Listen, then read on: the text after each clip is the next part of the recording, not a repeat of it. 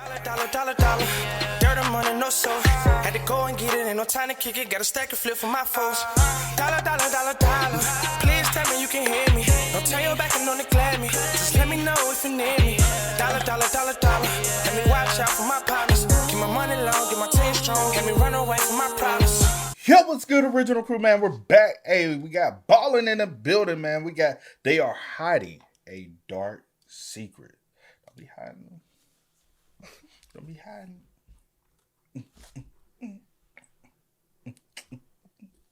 Hey, make sure y'all check out the links in the description box. Down below. You already know where to go if you want to first support. You got to do it. Check out down below. Also, if you enjoyed today's video. Knock it in with a thumbs up. Is that funny, see? Yes. Wow. I'm a comedian to you, huh? Mm-hmm. Comical. Oh, that's disrespectful. Let's go. Let's check it out. Did I read tips? Yes, we did. Also, shout out to the comment of the day. Shout out to you. We highly appreciate it. But let's go, man. Let's check it out. Let's see what it's about. Today's 3 stories show that no matter how harmless and trustworthy a person might look, you have no idea who they really are beneath the surface until it's too late. But before we get into today's stories, if you're a fan of the strange, dark, and mysterious delivered in story format, then you've come to the right place because that's all we do, and we upload 2, 3, even 4 times every week. So if that's of interest to you, please offer to make the like button a nice homemade cherry pie. But don't tell them you didn't remove the pits. Also, please subscribe to our channel and turn on all notifications so you don't miss any of our weekly uploads. Okay, let's get into today's stories.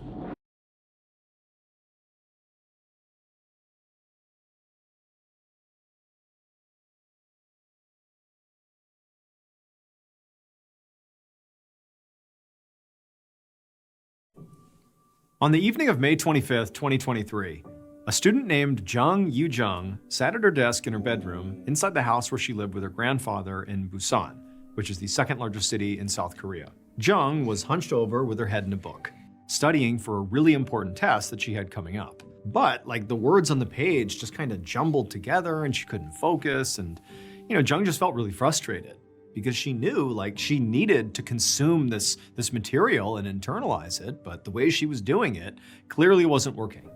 She really needed help. However, Jung had previously tried to find a tutor, to get help, but finding the right tutor had proven to be very challenging. So Jung had recently signed up for this mobile app that was supposed to connect high school students to tutors. And she had reached out to over 50 people, asking them if they could help her prepare for this really major exam in her 9th grade English class. But everyone she had spoken to either was not available or just wasn't a good fit. But on this night, as Jung stared down at her book, desperately trying to parse through the words on the page, she suddenly heard her phone buzz. And so Jung, who was sort of eager for a distraction here, she grabbed her phone and she saw there was a notification from that mobile app, the tutoring app. So Jung, she opened up the app and she read the message and she broke into a smile because the reply was from a potential tutor that she'd contacted earlier that day that she had been, sort of optimistic about. According to this tutor's profile, her name was Chae-eun. She was a 26-year-old college student and she spoke fluent English. And now, in her reply, Chae-eun told Jung that she would be more than happy to help her and was actually available to start as soon as the day after tomorrow. There was just one downside. Chae-eun tutored exclusively out of her own apartment, which was on the far north side of the city. So it would be pretty inconvenient for Jung to just get there. And then also she knew her grandfather would definitely worry about her traveling that far alone.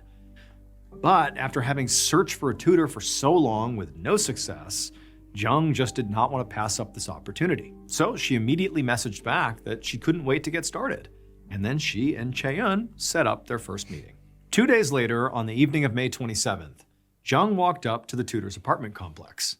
It had taken her almost an hour to get here on the bus. And she'd been lugging, this huge bag with her full of her study materials the whole time. She had brought along basically all of her stuff, just in case they actually got to studying today, which realistically Jung didn't know if they would. This is their first meeting. She didn't really know what to expect. But either way, Jung was glad to be here. This represented progress. So Jung, along with her big old bag, went up to the door with the apartment number that Chae-eun had given her, and she knocked. A few seconds later, the door swung open, and Jung saw Chae-eun standing there with a big smile on her face. And she looked exactly like she did in her profile picture on the app. Chae-eun then introduced herself and shook Jung's hand and welcomed her inside. Jung walked in and had a quick look around, and she saw the apartment was pretty small. It was a studio apartment. There was a bed and a couch in the same main area, and there was a kitchen and bathroom sort of branching off from there. Just then, Jung heard Chae-eun shut the door, and then she walked right past Jung and she took a seat on the couch, and then she sort of beckoned Jung to come have a seat next to her and come chat. And so Jung, she smiled and she's got her bag and she walks over and she sits down next to Chae-eun, and the pair just start chatting. And, Chae-eun asks her to explain again, sort of like, what are your main goals here? What can I help you with?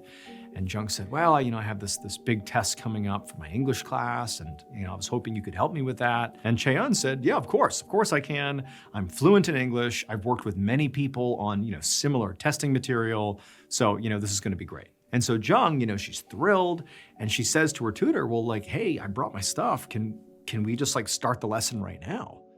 And Chae-eun was sort of maybe taken a little bit aback. This is their first interaction, but she's like, okay, yeah, let me just get a drink of water first. And so Chae-eun, she wanders off into the kitchen and disappears to get her water, and Jung unzips her bag and begins fishing out her studying materials. A few hours later, a taxi driver was driving through the northern part of Busan, scanning the sidewalk for potential customers.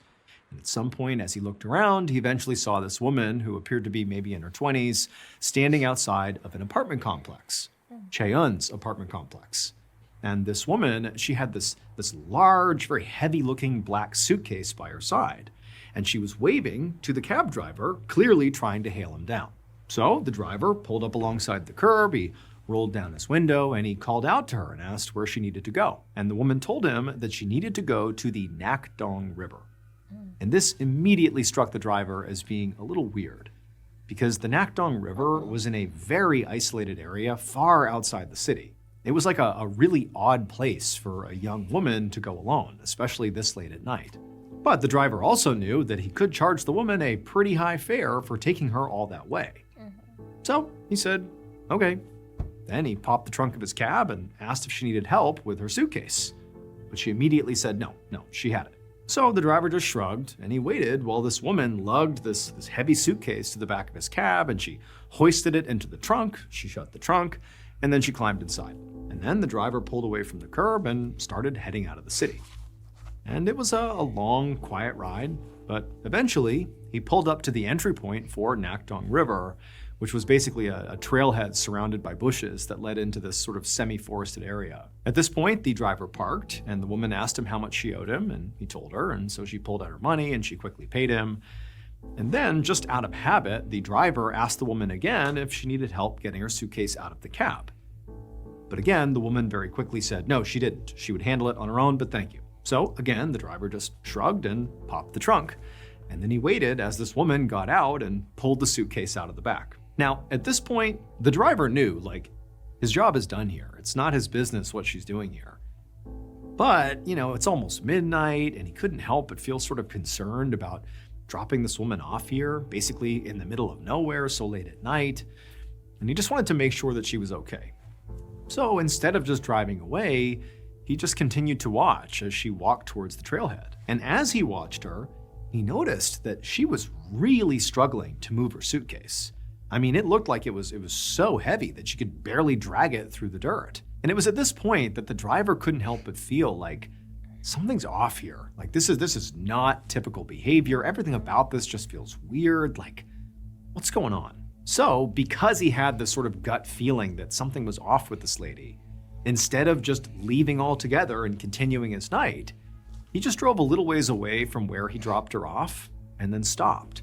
And he turned and he just watched the trailhead to see if the woman would come back out or if anybody else would show up. And so he just continued to watch, and nothing happened for a while. But after about 20 minutes, he saw some movement, and out of the woods comes this woman. And she still has this suitcase, but now it's plainly obvious that the suitcase is empty, or whatever was really heavy inside of the suitcase has been removed, because she's moving the suitcase no problem, whereas before, she could barely get it through the dirt. In the driver, he couldn't help but think, what was in that suitcase? Because clearly, she has come here to dump it somewhere out in this very isolated part of this area. This just feels really bad. I don't even want to know what she's doing. somebody needs to investigate this though. This just feels wrong.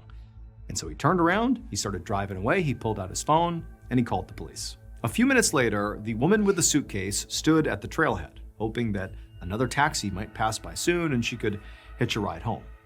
And at some point, she saw headlights approaching in the darkness, and for a second, she felt really hopeful, and she waved her hand like, hey, I need a ride. But when the vehicle finally pulled up, she saw that it was not a taxi, it was a police cruiser. And this cruiser came to a stop right next to her, and then an officer stepped out of the car and asked her what she was doing out here so late. And in a very calm voice, the young woman just said she had come out here to drop off some trash because the dumpster at her apartment complex was full. But the officer didn't really seem to be listening to her. He was actually just staring at her big black suitcase. And he actually just asked her, "Can I see what's inside of that?" And this made the woman very nervous. But she also knew that the best thing she could do right now was just continue to stay calm and cooperate. So she nodded and said, "Sure, have a look." And so the officer walked up and he unzipped the suitcase and he flipped it open and he shined his flashlight inside. And it was empty, but it was covered in blood. Like the blood had soaked into the lining all across the inside of the suitcase. But the woman knew this was going to happen. I mean, she knew what was in there and she'd prepared for this. She told the officer that she was simply on her period and the blood he was seeing was nothing more than menstrual blood. But the look on the officer's face made it very clear that he did not believe anything she was saying. And at that moment, the woman's world came crashing down because she knew that despite all the months of studying she had done, she had just failed her test. It would turn out that Jung Yu-jung was not a 9th grade student studying for an English exam. She was actually a 23-year-old woman masquerading as a high schooler. And her very important test was one she had actually created for herself. She wanted to see if she could commit the perfect murder. She had spent months obsessively studying true crime books and documentaries, coming up with what she thought was a foolproof murder plan. And so after coming up with this plan, she posed as a 9th grader and hired a private tutor, Chae-eun. So crazy. But when she went to Chae-eun's apartment, she wasn't carrying books in a backpack. She was carrying a knife inside of a suitcase. After Jung told Chae-eun that she wanted to start her lesson, Chae-eun got up, she went into the kitchen, she got some water, and when she came back, Jung had gotten out her knife, and she proceeded to stab Chae-eun to death. And then after that, she dismembered Chae-eun's body, put the pieces inside of that suitcase, and then Jung attempted to dispose of the body in the woods by the Nakdong River. But her foolproof plan did not work, because she was ultimately arrested before she even made it home that night. Jung Yu-jung was found guilty of murder and sentenced to life in prison. I remember this case. We did this case, Rodney Mago case. Yeah, I remember it. I remember her face. I couldn't remember the details at first. Yeah. I knew the overall details. Basically, overall, she disguised herself and she committed the crime and then dumped the body. I knew that much, you know what I'm saying? But like the minute details of the whole situation set up and everything, because also Rodney Mago videos be super, super long, so you might forget some details. But yeah, for the most part, that's a sick ass case though. What you said. Like, you know how mental you have to be to want to do go through all that, you know? Like, you are really off your rocker.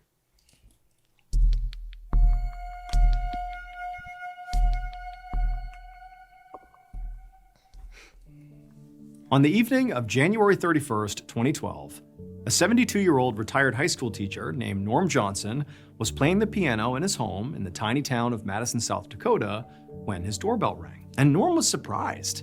I mean, not because, just somebody had shown up at his house. I mean, the reality is getting unannounced visitors was not totally unusual in his household. But tonight in particular, it was odd, because the Madison High School basketball team had a big game that night, and pretty much the whole town was there cheering them on. Like, who isn't at the game ringing my doorbell right now? Who would that be? Now, usually Norm would be at the basketball game too, Not only had he coached several sports at the high school during the years he had taught there, but also he had grown up in Madison and he had gone to the high school and he had played on the football team and been on the track team. And, those had really been, in some ways, some of the best years of his life. And I mean, even now, as an adult, he still had such strong feelings and such a strong affinity for Madison High. It was like a home away from home. But despite all that, Norm had chosen not to go to the game tonight because he had just had a long day of meetings for the local boards that he volunteered on, and just in general, he felt like he just needed some time home to relax. And so before he got up, Norm called out to his wife, Barb, who was in their kitchen, and he just asked, like, "Hey, do you have any idea who's at the door right now?" She yelled back, like, "No, I have no idea." So Norm got up from the piano and went to the door to answer it. When he opened the door, he saw a very unassuming man with gray hair and a beard who was standing out on the doorstep. Norm didn't know who this guy was, which was also just kind of odd, because again, Madison is like a really small town. Pretty much everybody knew each other. But before Norm could ask him who he was or what he wanted, this guy asked Norm, "Are you Norm Johnson?" And Norm said, "Yeah." And then, without another word, the man raised a pistol he was holding and he fired. What? An hour later, Madison Police Sergeant Justin Meyer parked his car outside of a little brown house that was now cordoned off with crime scene tape. Meyer had been totally shocked when the dispatcher had called him to tell him what had happened here, both because there hadn't been a murder in Madison in almost 100 years, and because Sergeant Meyer knew the victim, Norm Johnson. And so now, Meyer walked up to the house and stepped over a huge puddle of blood right inside the front door. And then he found Norm's wife, Barb, sitting on the couch with a blanket wrapped around her shoulders. I mean, she looked like she was clearly in shock. Around Barb on the walls were all these old photos of her and Norm. And some of these photos clearly dated back to the 1950s when they had been high school sweethearts. Norm had been the star running back on the football team, and Barb had been a cheerleader. Meyer took a deep breath, and then he walked over and sat down next to Barb, and he asked her what happened. And she just said she didn't know. She didn't understand. She said that Norm had just gone to answer the door, and then seconds later, she heard what sounded like 2 gunshots. And then, as Barb sort of choked back tears, she said that she had run over and she had found Norm lying on the floor with blood pouring out of his face. And through the doorway, she happened to see this gray-haired man that she didn't recognize calmly just walking away down their walkway towards his car, and then he just drove off. And Sergeant Meyer, when he heard this, I mean, he really couldn't believe it. I mean, in many ways, he was just as baffled as Barb was about how in the world something like that could have happened, especially in this town. Like, what Barb was describing sounded like a premeditated hit, like an assassination. But Meyer just couldn't imagine who would want to do that to Norm. Like, Norm was beloved by the whole community, and he had been for decades. And so eventually, Meyer left the house and began to speak to all the neighbors. But as he discovered, pretty much none of them were home at the time of the shooting because they were all out at that basketball game. And then also Meyer discovered that nobody in the area had security cameras outside their houses. And so nobody had captured any images or video of the crime. Because after all, I mean, Madison was typically a very safe area. And so by the time Meyer went home for the night, he was already starting to worry that he might not be able to solve this. However, the very next morning, Meyer got a call from a tipster. And this tipster said that there actually was one person in the area who definitely had a problem with Norm. That was a 73-year-old man named Carl Erickson. And at first, when Meyer began asking some basic follow-up questions, he just couldn't understand how this Carl guy could even be a suspect. I mean, he lived over an hour away in a different town. He was like a retired insurance officer with no criminal record. Like, how in the world would he be the guy that's, assassinating Norm? That just didn't make any sense. There was no clear connection. And then also there was just the fact that as people, they couldn't have been more different. Like, they definitely would not have overlapped in society. You have Norm, who's like very outgoing and social and beloved. And you have Carl, who's totally a loner, keeps to himself, and for the most part was kind of rude and just people didn't really like him. So like, there's just no reason that these two would come together. But Meyer had very little to go on here, and so he needed to follow up on any lead he really got. So that evening, he brought Carl in for questioning. And very quickly he realized that actually, Norm and Carl do have one thing in common. It would turn out Carl and Norm had gone to the same high school. Carl had grown up in Madison before he moved away. And the past 50 years of both of their lives had largely been defined by who they were as teenagers in high school. But while high school had been Norm's glory days, Carl had a very different experience. He had been an outcast who basically, at best, nobody really paid attention to. And so while Norm is like the star of the football team dating the cheerleader, Carl had actually served as the football team's student manager, who basically ran errands for the coach and assisted from the sidelines. Deep down, Carl was deeply jealous of Norm specifically. I mean, he was popular, he's this jock, he's got all the things that he wanted but really couldn't achieve. And then one fateful day in the locker room after a practice, someone had come up behind Carl and put a jockstrap on his head as a kind of awful prank. And, Carl was not totally sure who did it, but over time, he became convinced it was Norm. Now, over time, the people who were involved in that prank, the football players, they just kind of forgot about it. And in fact, many of them sort of forgot about Carl himself. But Carl never forgot the humiliation. He stewed about it for more than 50 years before his anger finally boiled over and he decided it was time to get his revenge. So on January 31st, 2012, he drove to Norm's home and he shot him in the face. A few months later, Carl pled guilty to second-degree murder and he was sentenced to life in prison. Okay, but he got life still. Yeah, even though he got life still, that's first degrees. That was that's planned, orchestrated, all in your mind. For something that happened when we were probably, 14, 15 years old? You were in your 70s. I'm gonna get his ass back for putting that jockstrap on my... Bro. And you decide at your big old age to go and take his life? After all these... That is insane. Child. That's the craziest story I've ever heard, bro. You killed me over something that happened in high way school. Back when. And you don't even and know that for happened sure. In 2012. Yeah, this happened in 2012. And you don't even know for sure if he was the one that did it. You just convinced yourself that Norm was the one that put it up, but you don't even know for sure. We were that jealous of that man. That's all it is, just jealousy. You've been jealous for 50 years. Well, over.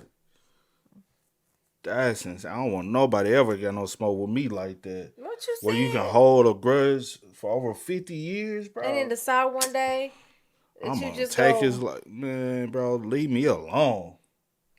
I ain't got no smoke with you. You ain't got to worry about me. Go have peace. Go find peace. Cause honestly, the problem is within self. Yeah. Within yourself. Your biggest problem in life has always been looking in the mirror. My goodness. God damn. Cause that one little thing you can't hold a grudge that long about that one little act. And you don't even know who really. You already didn't like him. Chill. That's insane.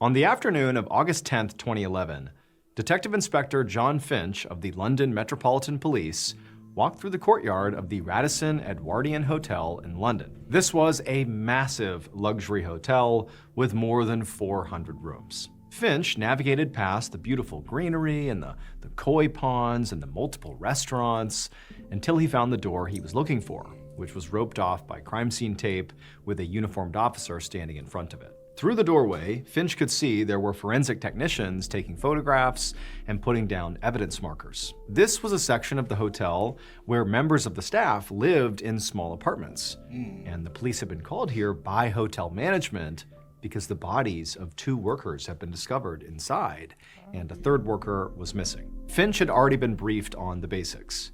The 2 dead were a woman named Alice Adams, who was 20, and a man named Tibor Vass, who was also age 20. And they both had been at the same party in the apartment they were found in the night before. Tibor actually lived in this apartment, and it was actually his roommate, a 31-year-old man named Attila Band, who was the missing third worker. And this was basically all the police knew at this point. They didn't even have a theory yet on whether the missing Attila was another victim or the killer. They really just didn't know. And so now Finch greeted the officer who was at the door and introduced himself and showed his credentials, and then he ducked under the crime scene tape. And before long, he found himself standing in this small living room type area where the first victim, Alice, was lying in this massive pool of blood on the carpet. She was wearing a shirt, but no pants, but she did have underwear on, and she had a couch cushion that was placed over her face, and there were stab wounds all over her body. One of the forensics techs warned Finch to be careful where he stepped because there was so much blood all over the floor, they didn't want Finch to step in it. So very carefully, Finch moved around the outside of the room and made his way into the kitchenette, where another forensics tech was picking up items one by one and dusting them for fingerprints and then setting them back down exactly where they were. And among sort of all the items scattered about the kitchenette, Finch noticed there were lots of pill and alcohol bottles. And so now he began to formulate his first theory, that this party they had all been to the night before had gotten way out of hand, and Alice had been attacked in a sudden rage by somebody who very likely knew her. Her missing pants suggested a possible sexual element, and the sheer number of stab wounds on her body and the amount of blood spatter really did suggest the killer was in some sort of a frenzy. The cushion that was found over Alice's face suggested that after the killer had sort of calmed down after the murder, maybe they had felt guilty and couldn't bear to look at what they had done, and so they covered her up. To Finch, this basically felt like a substance-fueled crime of passion. However, when he stepped into the bedroom, the scene inside of there told a totally different story. On the bed was Tibor Vass, the second victim, and he was completely naked, and he had been very carefully posed in this strange position where he was on his back and his knees were bent. It was immediately obvious to Finch that Tibor had not been killed here on this bed. There was only a tiny bit of blood on the sheets, and Tibor's body itself was perfectly clean, like it had been washed, before being arranged on the mattress. And then when Finch walked over to get a better look at Tibor's body, he saw that the man's injuries were much neater than Alice's. Tibor only had 2 stab wounds, at least that Finch could see, and both of them were directly to his heart. So this was a very efficient murder. And so after a minute or two, Finch sort of backed up and just found himself feeling really confused, because even though he was in one crime scene, there are 2 victims, 1 crime, it almost felt like it was 2 totally different crimes. Like the murder that took place out there with Alice had been messy and very impulsive seeming, and possibly was because the murderer was, heavily intoxicated. And then this murder of Tibor, it seemed like it was committed by somebody who was much more methodical and potentially even sober. And so Finch couldn't help but wonder, how does this missing roommate, Attila Band, fit into this picture? Because clearly, that's the piece that seems to be missing and likely would sort of answer all of his questions. And so at this point, what Finch decided he would do is he would go track down the other hotel workers who had been at this party the night before, to see if they knew where Attila was or what happened to Attila or why any of this happened. They were there. Maybe they knew something. And so Finch, he turned around and he left the bedroom and he very carefully navigated back across the living room, being careful not to step in any blood. And then he left the apartment. And as he did, he sort of noticed something strange. But right now he knew the most important thing was going and speaking to those other workers to see what they knew. And so for now, he sort of forgot this strange element he thinks he's discovered, put it over here, and just said, I'll deal with that later. And off he went to go find the other workers. Over the next few hours, Finch spoke to a whole bunch of hotel workers, and they were able to tell him a lot about Alice, Tibor, and Attila. Basically, they were all good friends, they all worked together, and they were known for being very responsible and very hardworking. Alice apparently had only just begun working at the hotel a few weeks ago, and coworkers said that she and Tibor seemed to have some chemistry, but no one was sure whether their relationship went beyond a platonic friendship, because Alice actually did have a boyfriend. And Tibor's roommate, Attila, the one who was missing, was apparently a hotel manager. And recently he'd been named Employee of the Year, and everybody seemed to really love working with him. Finch also learned more about the party that Tibor and Attila had hosted in their apartment the night before, during which the murders, must have happened. And apparently, it was really just a small gathering to celebrate Tibor getting into college, and the only people in attendance were Tibor, Attila, Alice, and then 2 other coworkers. Finch had interviewed those 2 other coworkers, and they would say that, during this party, this gathering, everybody had been drinking really heavily. But they insisted that it was a calm night without any conflicts or fights. And they both said that when they left the party, Alice and Tibor and Attila were all alive, awake, and totally fine. And so this information certainly seemed to suggest that Attila did it. I mean, he was the most obvious one that could have committed these murders. The 3 were left alone, 2 wind up dead, the 3rd is missing, Attila. But Attila, despite the fact he was missing, which did sort of make him very suspicious, beyond that, he was like this unbelievably sweet guy who had no problems with anyone. He was like the employee of the year.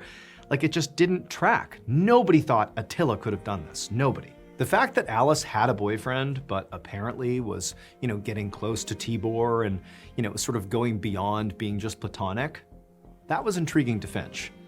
Coworkers said Alice, flirted with Tibor a lot, and Finch thought it was definitely possible that maybe the boyfriend had come to the apartment and found Alice and Tibor together being sort of inappropriate and killed them out of jealousy. It felt like a very possible theory. However, that would explain why Alice's body was in the state it was in, but that theory would not explain why Tibor's body had been posed in such a bizarre way, or also what happened to Attila, like where's Attila? Now, Finch knew that all day his team had been pulling surveillance video from around the hotel.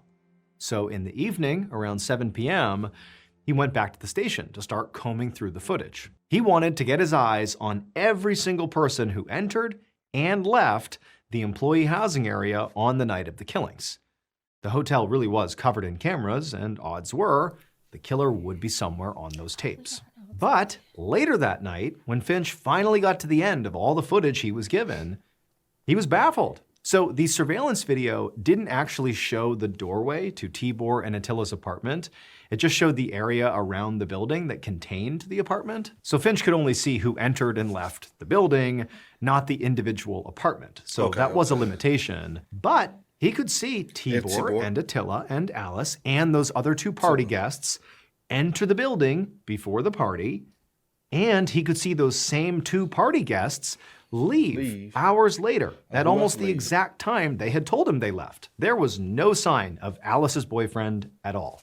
Which meant he very likely was not the killer. Otherwise, you'd see him somewhere on this tape and he just was not there. And so as disappointing as that was, it, made sense and it at least sort of progressed the case.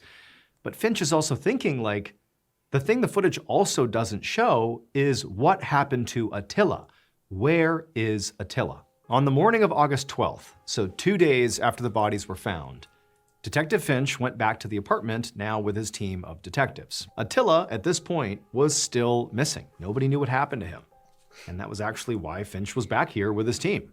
He wanted to take a second look around, not just the building and the apartment, but really the whole area.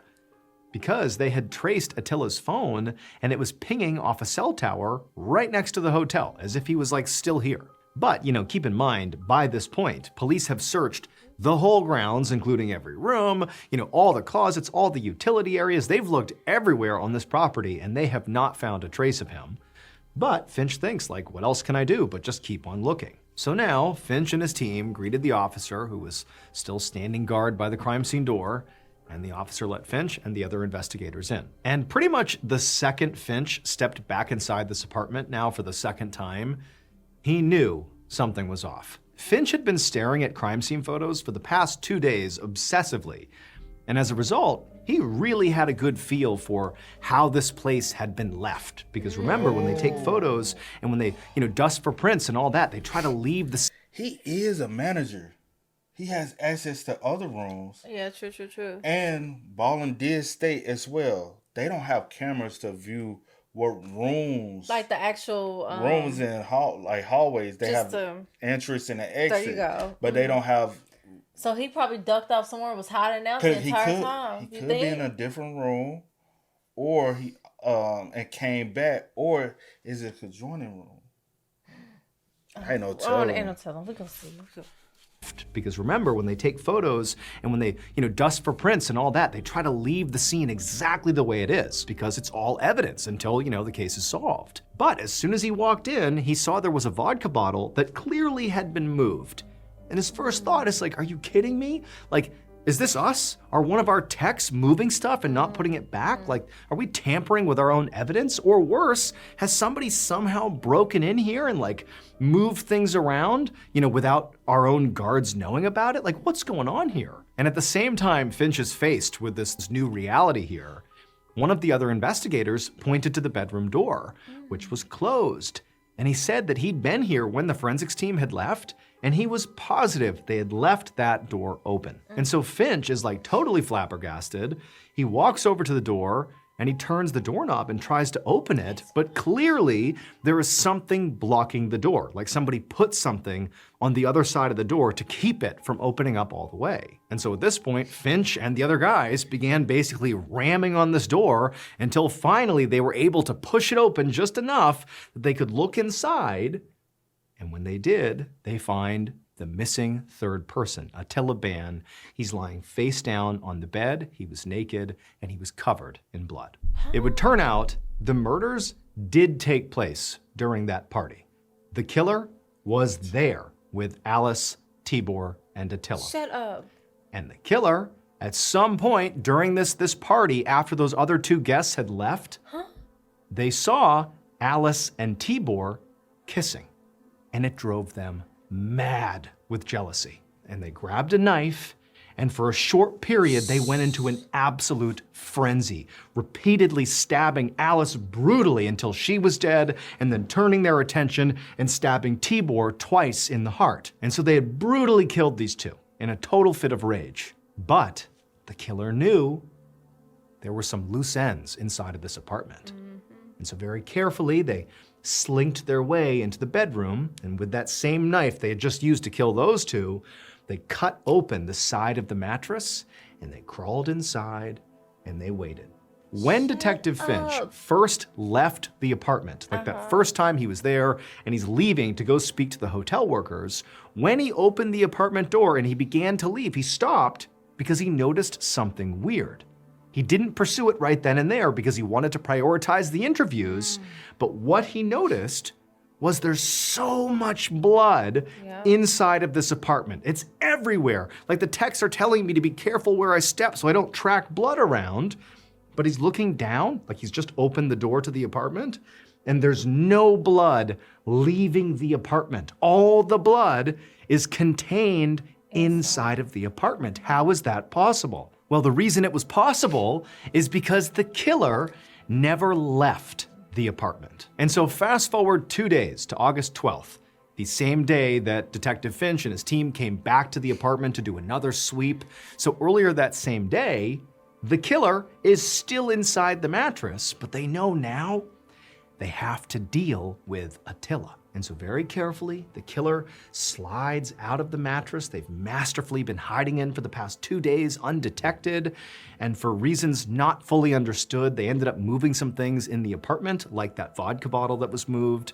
And then also they went back inside the bedroom with Attila, and they barricaded the door shut with something heavy. So they're barricaded inside the very room they've been hiding in, and now it's time to deal with Attila. And so the killer gets on the mattress, and they take their own clothes off, and they cut their wrists. Because it turns out the killer was Attila. They are the same person. And Attila was madly in love with his roommate, Tibor. And at that party, when he saw Tibor kissing Alice, he knew that his love was unrequited. And it threw him into a rage, and he stabbed and killed both of them. And then he sort of arranged Tibor, his love, in this sort of strange position, which probably was because he had such strong feelings for him. And then also when he attempted to take his own life 2 days later, when he staged his own death on the bed there, he sort of arranged himself in the same pose. But again, he didn't die. And so after Finch and his detectives broke into the room, they found Attila, they were able to get him to a hospital and treat him. And then once he was stable, he was arrested found guilty of the murders and sentenced to 26 years in prison. 26. That's it. I was in a different. Oh, let's wake up on this nightmare. In the UK. 26 years for a double homicide. And that was back in 2011. So 10 more years. 26 years. He was 31 at the time of the murder.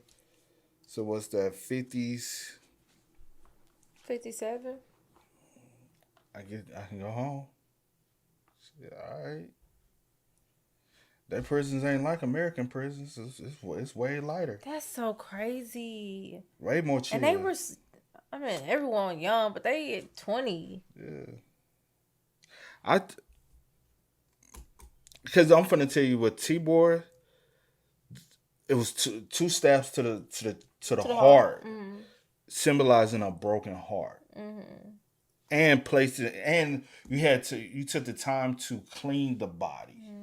Clean the body and place and strip them naked and place them in a position that you probably, I don't know if y'all had ever had any interactions or what, but a position that meant something to you, right? And y'all was roommates. First. Him and Alice. It was just y'all two. Yeah. For a long time. Him and Alice, he catch him. That's the reason why he overly killed Alice. It was more of a physical attack. Like, come in and took my love away from me. So much rage, anger, hatred towards her. Yeah. That's the reason why he killed her. She fought back because you see the scratches. She fought back. But someone did. Well, yeah, true. Yeah, one of them. Yeah. One of the two. But crazy. That is insane. That is insane. The entire time they're like doing what they're doing with the crime scene. In the mattress. And then the vodka drink, he wanted to take a last sip, counting the numbs and stuff. And then he ended up. And everyone did least expect him. Because, he's so missing. Nice. I'm saying because they like his character. He's so nice. He's been employee of the year. Just everything. But he caught him. And he is. Wow. And some of the I'm glad he did not perish. Yeah. I'm glad he, some of the nicest people commit crimes out of passion. Because that would have been too easy just going out. But also you didn't get that 26 years for, like you said, that be for real. That's like a spit in the face to their family. But rest in peace to everyone mentioned in all three stories. Yeah. Y'all spam us up, man. Let us know y'all thoughts in the comments for us down below. But until next time, y'all know how I go, man. I do go by the name DJ New Kid. This is Cee Reacts To They. We are. Kid and Cee. We out. Time to kick it, got a stack of flip for my folks. Dollar. Please tell me you can hear me. Don't turn your back and on the